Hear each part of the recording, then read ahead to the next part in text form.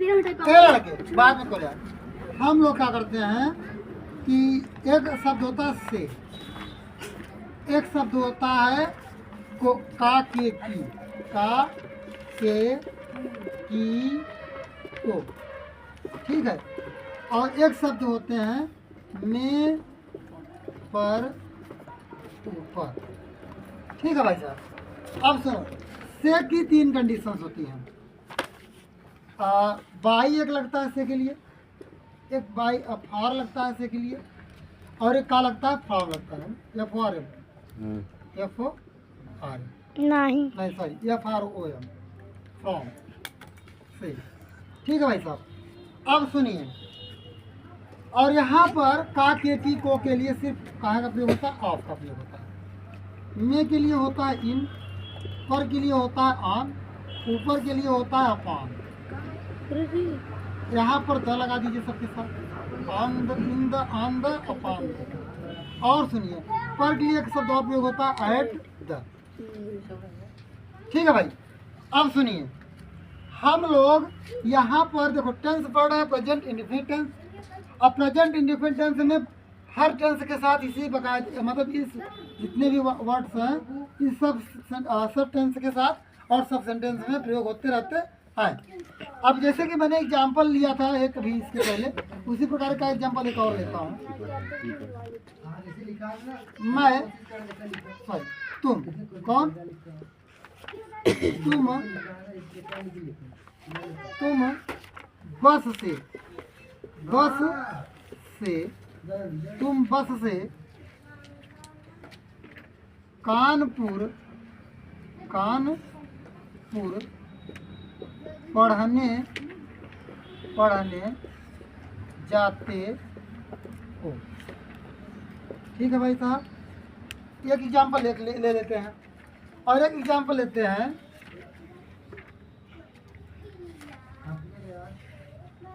वह 2 दिन से कहानी पढ़ता है, ठीक है भाई साहब। आगे एक और लेते हैं। पेड़ से पत्ते गिरते हैं। ये 3 एग्जाम्पल लेते हैं, 3 एग्जाम्पल से क्लियर हो जाएगा, ठीक है। अब देखो, मैंने बताया कि से के लिए कितने का प्रयोग होगा, 3 का प्रयोग होगा, बाई, फार और फ्रॉम। ये कहा है आपके यूज ऑफ प्रीपोजिशन है, कहा है भाई साहब प्रीपोजिशन है, इनका हमको प्रयोग देखना है, ठीक है। और इसमें होता क्या है बच्चों कि सेंटेंस इसे दिया गया, तुम बस से कानपुर जाते हो। अब पहले देखो इस सेंटेंस को, सेंटेंस कहा है भाई साहब, टेंस कौन सा है, तो ते है, मतलब प्रेजेंट इंडेफिनिट टेंस है। कार्य कौन कर रहा है, तुम।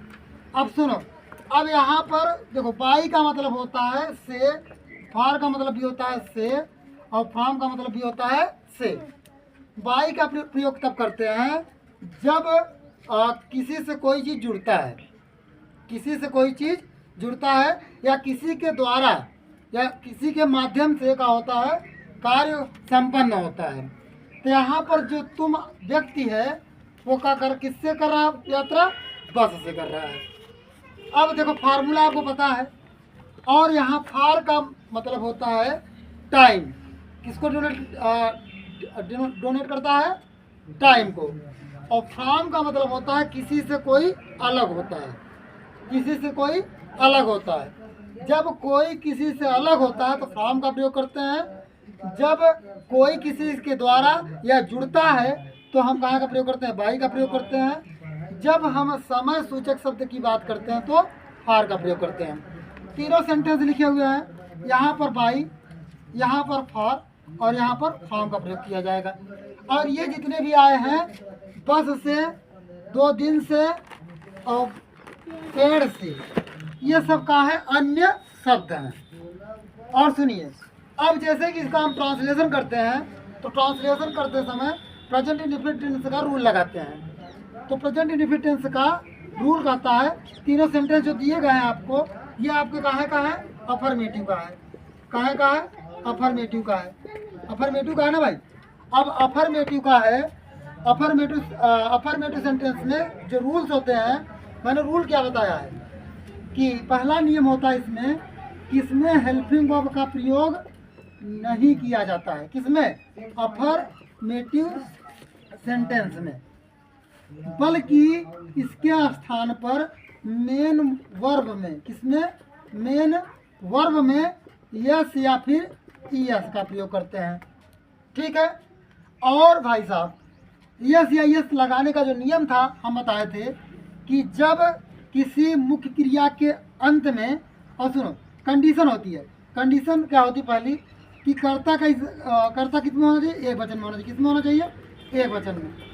एक वचन में कर्ता होगा तभी मुख्य क्रिया में कहाँ का प्रयोग किया जाएगा, यस या फिर ईएस का प्रयोग किया जाएगा। ठीक है, अन्यथा यस या ईएस का प्रयोग नहीं किया जाएगा। अब कर्ता कई वचन में होगा, एक वचन में होगा तभी यस या ईएस का प्रयोग किया जाएगा, अन्यथा नहीं किया जाएगा।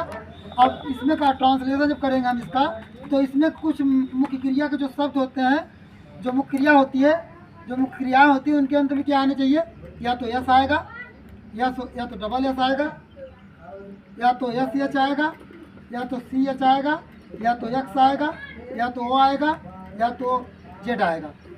ठीक है भाई साहब, क्या आएगा, जेड आएगा।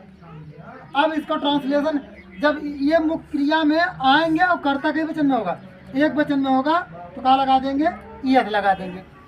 और ये शब्द ना आए मुख्य क्रिया के अंत में, ये शब्द ना आए और कर्ता के वचन में हो, एक वचन में हो, तो उसकी मुख्य क्रिया में क्या लगाते हैं, यस का प्रयोग करते हैं। किसमें, मेन वर्ब में यस का प्रयोग करते हैं।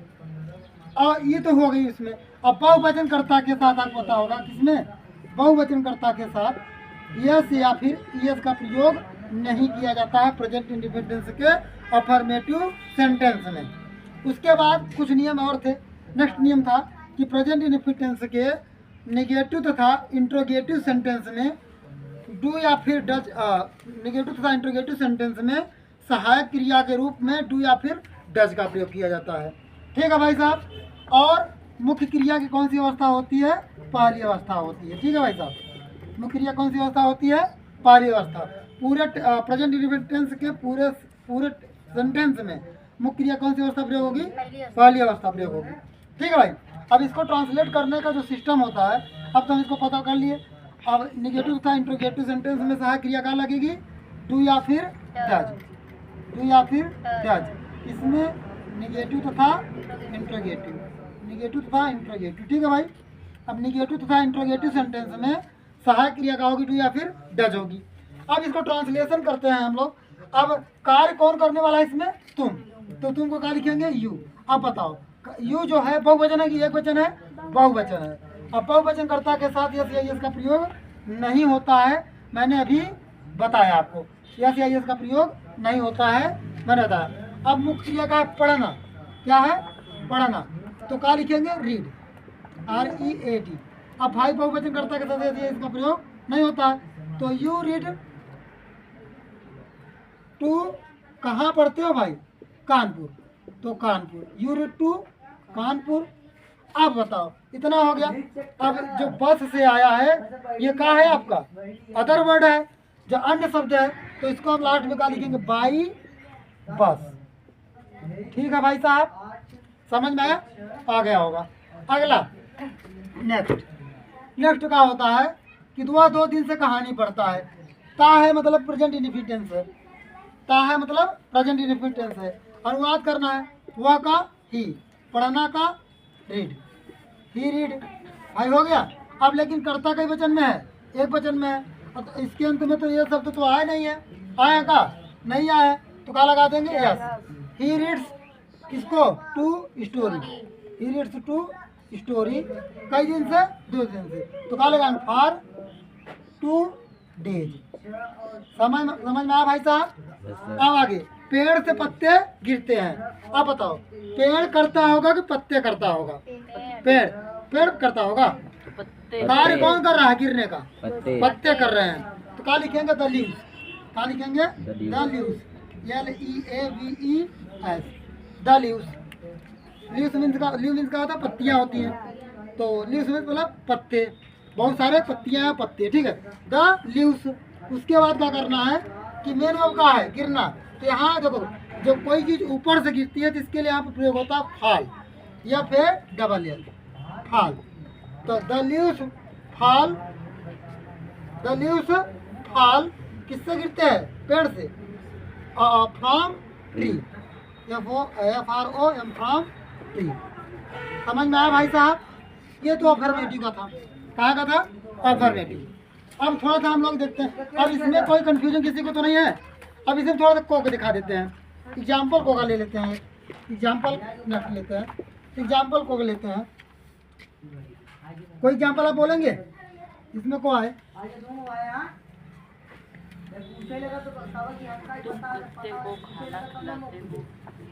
तुम कुत्ते को खाना खिलाते हो। चलो बहुत बढ़िया एग्जाम्पल है। तुम कुत्ते को खाना खिलाते हो, अरे रुक जाए यार, खिलाते हो। ठीक है भाई साहब। अब अनुवाद करते हैं। को शब्द आया, क्या आया है? को शब्द। अब को शब्द आया है, इसको ट्रांसलेट करेंगे। क्या करेंगे हम लोग? ट्रांसलेट। तो देखो भाई साहब, जिसको खिलाओ उसी के बीच में इसको लगाई दो। कहाँ लगाई दोगे? ऑफ। ठीक है, तो पहले करता कौन है? तुम। तो कहाँ लिखेंगे? यू। मेन वर्ब का है ईट, EAT, ईट माने खाना होता है। खिलाना का माने होता है फीड करते का, यहाँ फीड करते हैं। जब किसी एनिमल को या किसी जीव जंतु को खिलाते हैं तो फीड करते हैं, यू फीड। अब कर्ता बहुवचन में है तो कुछ नहीं करेंगे। किसको खिलाते हो? कुत्ते। You feed of dog, you feed of dog. Translation का हुआ कंप्लीट। फूड गुरुजी, फूड वाला अच्छा, खाना। यू फीड ऑफ, सॉरी इसको शुद्ध करते हैं। यू फीड टू, क्या करते हैं? You feed to food, you feed to food of, किसको खिलाते हो? Of dog, of dog. Sorry थोड़ा सा मिसप्रिंट हो गया था। तो you feed to food of dog, तुम कुत्ते को क्या करते हो? खाना खिलाते हो। पहले देखो, पहले हम ऑब्जेक्ट को लिखेंगे जैसे लिखते थे, और जो जिसके लिए प्रयोग हुआ है उसको ऑफ लगा के लास्ट में क्या करेंगे? लिख देंगे। ठीक है, यही का हो गया आपका, ऑफ का प्रयोग हो गया। अब थोड़ा सा में, पर और ऊपर का देख लेते हैं। इसको मिटा दी इधर वाला थोड़ा सा। तो चलो, इसके बाद अब मैं आशा करूंगा कि इसमें कोई समस्या ना हो सबको। होगी का? होगी तब नहीं। में, यहाँ में एक शब्द आएगा। अगर इस बार रहा हो तो वह कमरे में गीत गाता है, गीत गाता। अब पढ़ रहे हैं इंडिफिनिट, पढ़ रहे हैं तो इंडिफिनिट तो भाई इंडिफिनिट ही रहेगा। जब इंडिफिनिट है तो इसका अनुवाद आपको नियम पूरा बता दिया है। तो पहले क्या लगाएंगे? करता तो ही, गाना का सिंग, SING। उसके बाद ये वचन कर्ता के साथ इसका प्रयोग करते हैं, सिंग, ही सिंग्स टू सॉन्ग। तो ये कर दो, ये सॉन्ग। कहाँ? कमरे में। तो इन द कमरा, अच्छा कमरा मीनिंग बताइए। In the camera. ठीक है। अब देखो, घर पर आएगा, घर पर आएगा तो घर पर के लिए क्या लगता है? एट द लगता है। और बाकी छत पर और सड़क पर और कई स्थान पर आता है तो ऑन द का प्रयोग करते हैं। अपान द का प्रयोग हम लोग जान लेते हैं थोड़ा सा। अपान द का प्रयोग करते हैं जब कोई चीज किसी के ऊपर हो, जैसे कि बिल्ली मेज से कूदती है या मेज पर कूदती है, मेज पर कूदती है, तो वहाँ पर क्या लगाएंगे हम लोग? अपान द लगाएंगे। या तो चीज, कोई चीज एकदम टीला, जैसे पेड़ पर, कहाँ पर? पेड़ पर, पेड़ पर। एग्जाम्पल मैं दे चुका है वो पहले, बहुत एग्जाम्पल किए हैं। अब एग्जाम्पल क्या करोगे? बार बार एग्जाम्पल लेकर। अब जैसे देख लो, जैसे बिल्ली मेज पर कूदती है, कॉमन जेंडर के साथ क्या लगाएंगे? द लगाएंगे द कैट। अब मैंने वो कहा कूदना तो जंप, JUMP जंप। कहाँ पर कूदती है? मेज पर, तो upon the table, upon the table. ठीक है भाई साहब, अब इसमें कोई समस्या की बात है का? नहीं है। ऑन द, जैसे कि ऑन द का भी ले लेता हूँ, नहीं तुम लोग इसे कौड़ी आते रह जाओगे। घर, वह देखो, वह घर पर, वह घर पर। देखो, जब अंदर की बात करेगा तो हम लोग लिखते हैं इन द, जब बाहर की बात करेगा तो एट द, घर के लिए। जब ऊपर की बात करेगा तो हम वहाँ पर ऑन द। जब किसी चीज़ को कोई टक करेगी तो क्या लगाएंगे? Upon the. तो यहाँ पर जैसे घर पर खेलता है, खेलता है, तो यहाँ करता कौन? ही। खेलना मेन वर्ड, प्ले, प्लेज कर देंगे, प्लेज। और क्या करता है भाई साहब? कहाँ? He plays at the home, at the home. ठीक है भाई। और एक एग्जांपल और इसका ऑन द का लेते हैं। जैसे वह छत पर, किसके? छत पर पतंग उड़ाता है, पतंग उड़ाता है। ठीक है भाई। अब वह छत पर पतंग उड़ाता है, तो अब इसका अनुवाद हम करेंगे, तो क्या लिखेंगे? ही, इसका उड़ाना का fly, FLY, fly, he flies to kite. गुरुजी काइट ज्यादा पानी पिए। On the. ठीक है भाई साहब। अब एक बच रहा है का, हो गया सबका ना? देखो, मैं का लिया, ऊपर वाला लिया और पर वाला लिया, वही एग्जाम्पल, और समझाया भी। ठीक है, अब समझ में आया? कोई दिक्कत की बात तो नहीं है? मैंने इसको बोल दिया था। यह हुआ आपका क्या हुआ? In the, on the, upon the का हुआ कहानी समाप्त। चलो सर जी, अब जैसे मतलब